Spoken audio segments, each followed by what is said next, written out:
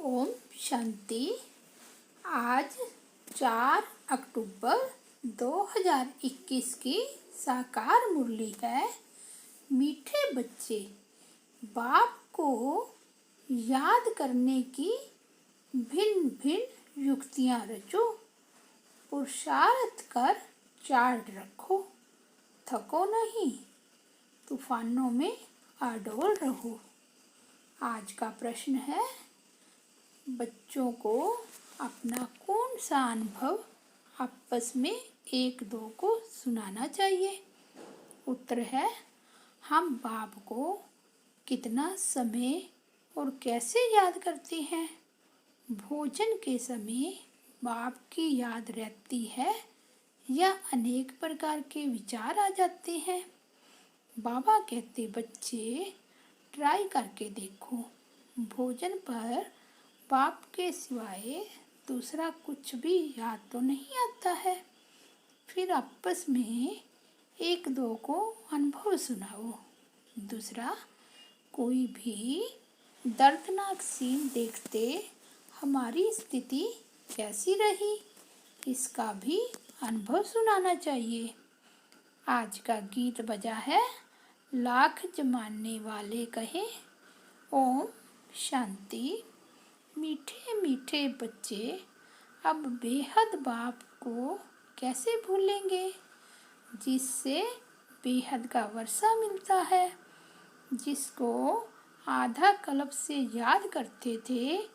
यह तो समझाया है कि मनुष्य को कभी भगवान नहीं कहा जाता, तो अब जबकि बेहद का बाप मिला है, उसकी याद में ही करामात है। जितना पतित पावन बाप को याद करेंगे, उतना पावन बनते जाएंगे। तुम अपने को अब पावन कह नहीं सकते हो जब तक अंत हो।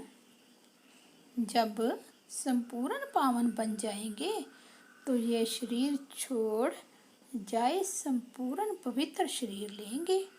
जब सतयुग में नया शरीर मिले तब संपूर्ण कहेंगे।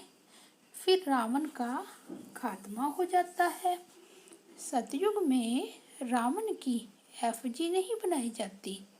तो तुम बच्चे जब बैठते हो, चलते फिरते हो, तो बुद्धि में यह याद रहे, अब हमने 84 का चक्र पूरा किया है।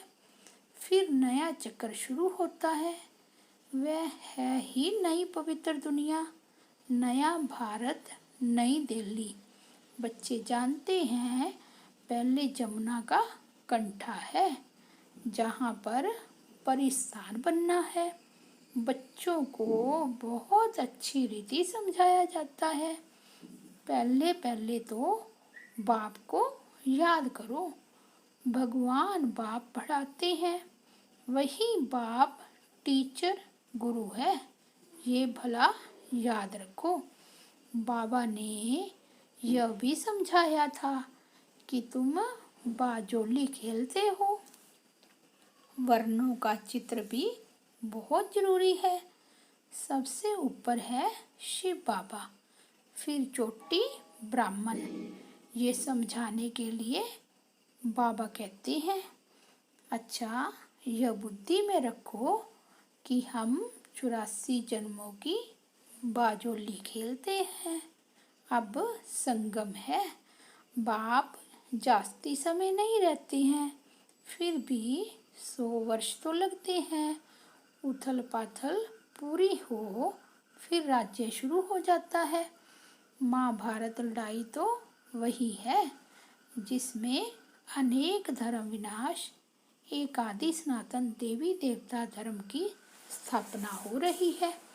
तुम्हारी कलाबाजी तो बहुत वंडरफुल है। तुमको पता है, फकीर लोग कलाबाजी खेलते तीर्थों पर जाते हैं।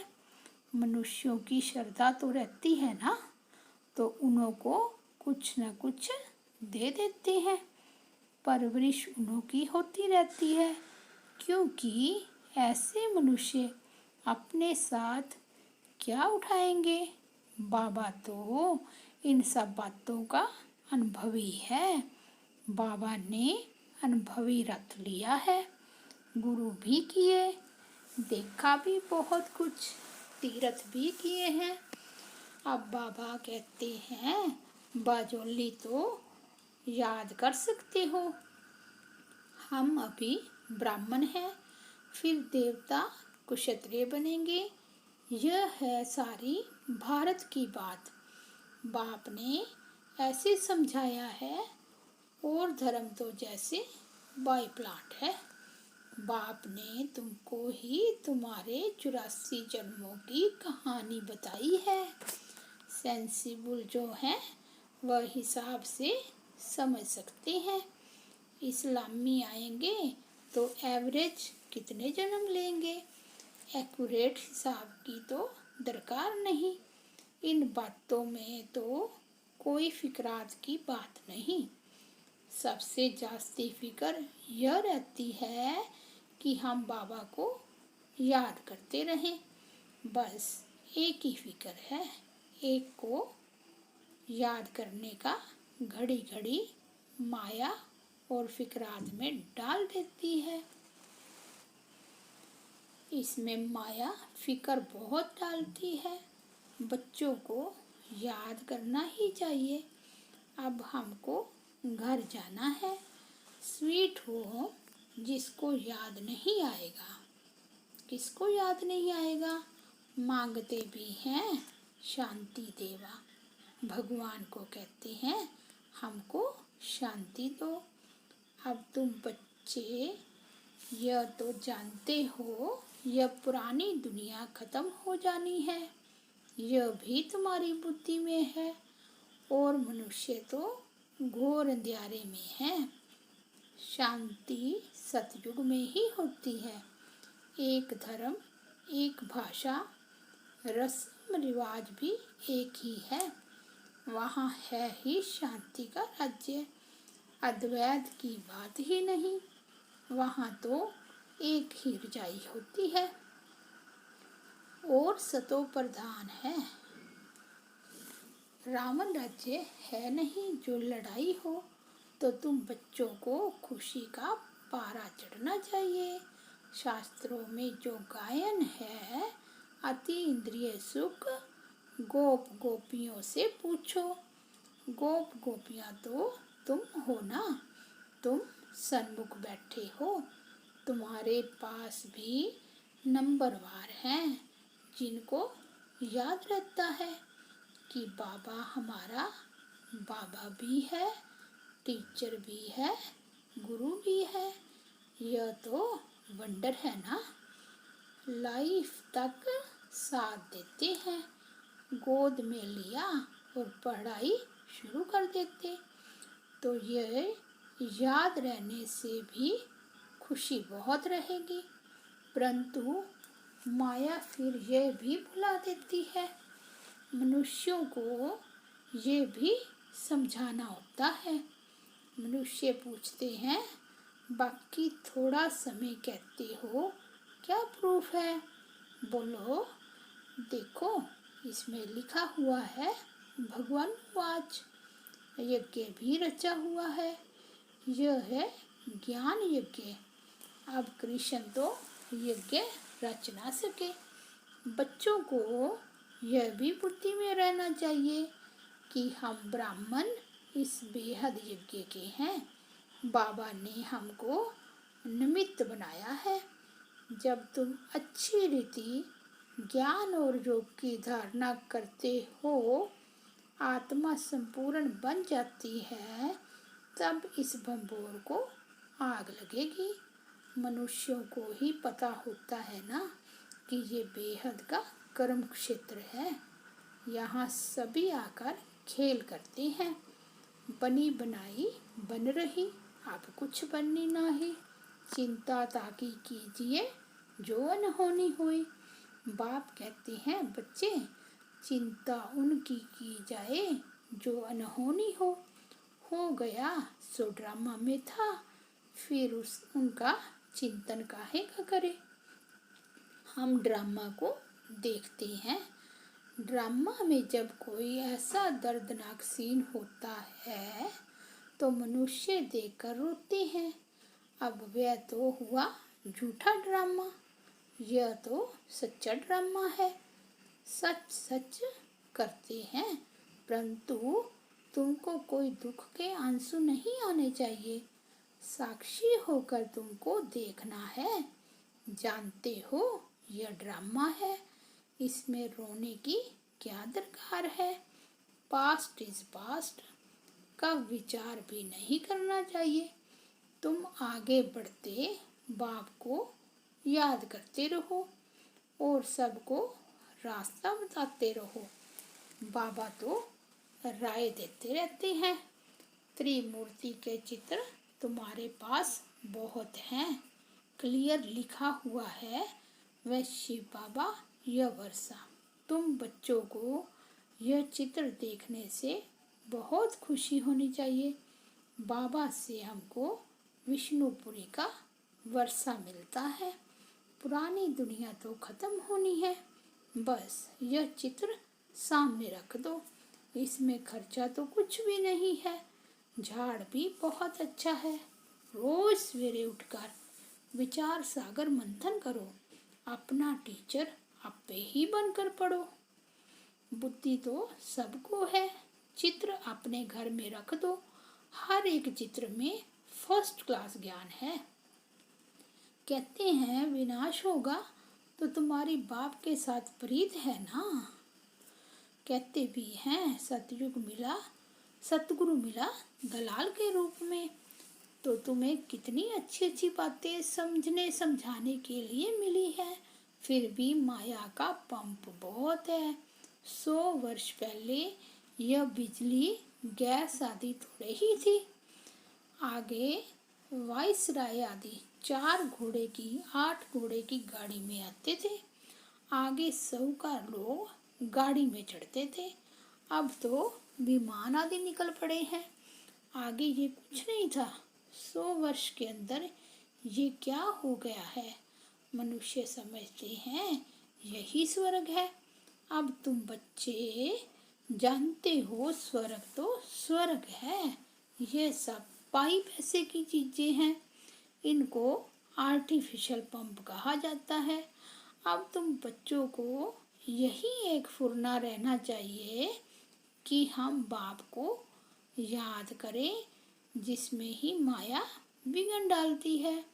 बाबा अपना मिसाल भी बतलाते हैं। भोजन खाता हूँ, बहुत कोशिश करता हूँ, याद में रह खाऊं, फिर भी भूल जाता हूँ।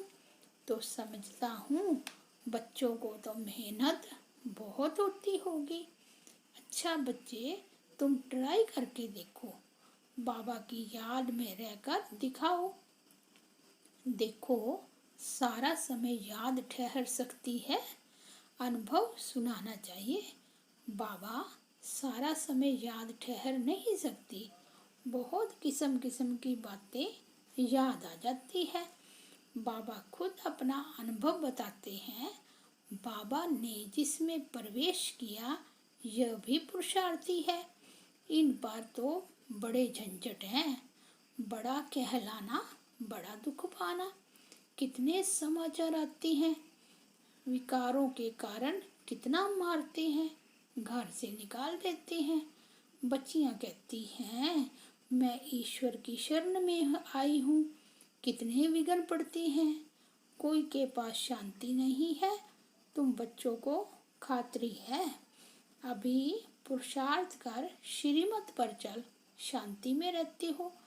इस बाबा ने यहाँ भी कई ऐसे घर देखे हैं जहाँ आपस में मेल मिलाप में बहुत रहते हैं। सभी बड़ों की आज्ञा में चलते हैं। कहते हैं हमारे पास तो जैसे स्वर्ग लगा पड़ा है। अभी बाबा तुमको ऐसे स्वर्ग में ले जाते हैं जहाँ सब प्रकार के सुख हैं। देवताओं का 36 प्रकार का भोजन गाया हुआ है। अब तुम स्वर्ग का वर्षा बाप से लेते हो। वहाँ तो कितने स्वादिष्ट वैभव खाते रहेंगे और पवित्र होंगे। अब तुम उस दुनिया के मालिक बनते हो। राजा रानी प्रजा में फर्क तो होगा ना। आगे रजाएं लोग बहुत भपके में रहते थे। यह तो ठहरे पतित और रावण के राज्य में। तो विचार करो सतयुग में क्या होगा। सामने चित्र लक्ष्मी नारायण के रखे हैं। कृष्ण के लिए झूठी बातें लिख बदनामी कर दी है। झूठ माना झूठ, सच की रत्ती नहीं। अब तुम समझते हो हम स्वर्ग के मालिक थे, फिर 84 जन्म ले बिल्कुल शूद्र बुद्धि बन गए हैं। क्या हाल हो गया है। अब फिर पुरुषार्थ कर क्या बनते हो। बाबा पूछते भी है ना कि तुम क्या बनेंगे, तो सब हाथ उठाते हैं सूर्यवंशी बनेंगे। हम तो माता पिता को पूरा फॉलो करेंगे, कम पुरुषार्थ थोड़े ही करेंगे। सारी मेहनत याद और आप समान बनाने पर है। इसलिए बाप कहते हैं जितना हो सके सर्विस करना सीखो, है बहुत सहज। यह शिव बाबा, ये विष्णुपुरी लक्ष्मी नारायण का राज्य होगा। यह तो बहुत अनुभवी है।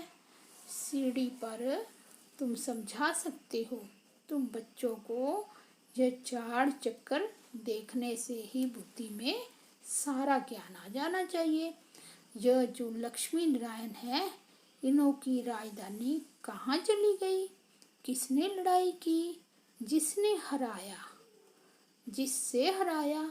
अब तो वह राज्य है नहीं। इन ईश्वरीय बातों को कुछ नहीं जानते हैं। तुम बच्चों को यह भी साक्षात्कार हुआ है कैसे गुफाओं खानियों से जाकर सोने हीरे आदि ले आते हैं। यह साइंस तुम्हारे सुख के लिए होगी, यहाँ है दुख के लिए। वहाँ एरोप्लेन भी फुल प्रूफ होंगे। बच्चों ने शुरू में ये सब कुछ साक्षात्कार किया हुआ है। पिछाड़ी में भी तुम बहुत साक्षात्कार करेंगे। यह भी तुमने साक्षात्कार किया है। चोर लूटने आते हैं, फिर तुम्हारी शक्ति का रूप देख भाग जाते हैं। वह सब बातें पिछाड़ी की हैं। चोर लूटने तो आएंगे, तुम बाप की याद में खड़े होंगे तो वह एकदम भाग जाएंगे। अब बाप कहते हैं बच्चे खूब पुरुषार्थ करो। मुख्य बात है पवित्रता की। एक जन्म पवित्र बनना है, वो तो सामने खड़ा है। कुदरती आपदाएं बहुत कड़ी आएंगी जिसमें सब खत्म हो जाए। शिव बाबा इन द्वारा समझते हैं, इनकी आत्मा भी सुनती है। यह बाबा सब बतलाते हैं। शिव बाबा को तो अनुभव नहीं है, बच्चों को अनुभव होता है। माया के तूफान कैसे आते हैं। पहले नंबर में यह है तो इनको सब अनुभव होगा, तो इसमें डरना नहीं है, अडोल रहना है। बाप की याद में रहने से ही शक्ति मिलती है। कोई बच्चे चार्ट लिखते हैं, फिर चलते चलते बंद कर देते हैं। बाबा समझ जाते हैं थक गया है। पारलौकिक बाप जिससे इतना बड़ा वर्षा मिलता है, ऐसे बाप को कभी पत्र भी नहीं लिखते, याद ही नहीं करते। ऐसे बाप को तो कितना याद करना चाहिए। शिव बाबा हम आपको बहुत याद करते हैं। बाबा आपकी याद बगैर हम भला कैसे रह सकते हैं। जिस बाप से विश्व की बादशाही मिलती है, ऐसे बाप को कैसे भूलेंगे। एक कार्ड लिखा, वह भी तो याद किया ना। लौकिक बाप भी बच्चों को चिट्ठी लिखते हैं। नूरे रतन स्त्री पति को कैसे चिट्ठी लिखती है। यहाँ तो दोनों संबंध हैं। यह भी याद करने की युक्ति है। कितना मीठा बाबा है। हमसे क्या मांगते हैं? कुछ भी नहीं, वह तो दाता है, देने वाला है ना, ये लेने वाला नहीं। कहते हैं स्वीट चिल्ड्रन, मैं आया हूँ भारत को खुशबूदार बगीचा बनाकर जाता हूँ। अच्छा, मीठे मीठे सिकिलदे बच्चों प्रति माता पिता बाप दादा का याद प्यार और गुड मॉर्निंग। रूहानी बाप की रूहानी बच्चों को नमस्ते। हम रूहानी बच्चों की रूहानी बाप दादा को याद प्यार और गुड मॉर्निंग और नमस्ते बाबा, शुक्रिया बाबा। धारणा के लिए मुख्य सार फर्स्ट पॉइंट है, सूर्यवंशी बनने के लिए माता पिता को पूरा पूरा फॉलो करना है, याद में रहने की और आप समान बनाने की मेहनत करनी है। सेकंड पॉइंट है, पुरुषार्थ कर श्रीमत पर चल शांत रहना है, बड़ों की आज्ञा माननी है। आज का वरदान है, स्वयं को सेवाधारी समझकर झुकने और सर्व को झुकाने वाले नमित और नम्रचित्त भव। नमित उसे कहा जाता है जो अपने हर संकल्प व हर कर्म को बाप के आगे अर्पण कर देता है। नमित बनना अर्थात अर्पण होना, और नम्रचित्त वह है जो झुकता है। जितना संस्कारों में संकल्पों में झुकेंगे उतना विश्व आपके आगे झुकेगी। झुकना अर्थात झुकाना, यह संकल्प भी न हो कि दूसरे भी हमारे आगे कुछ तो झुके। तो सच्चे सेवादारी होते हैं, जो सच्चे सेवादारी होते हैं वह सदैव झुकते हैं, कभी अपना रूप नहीं दिखाते। आज का स्लोगन है, अब समस्या स्वरूप नहीं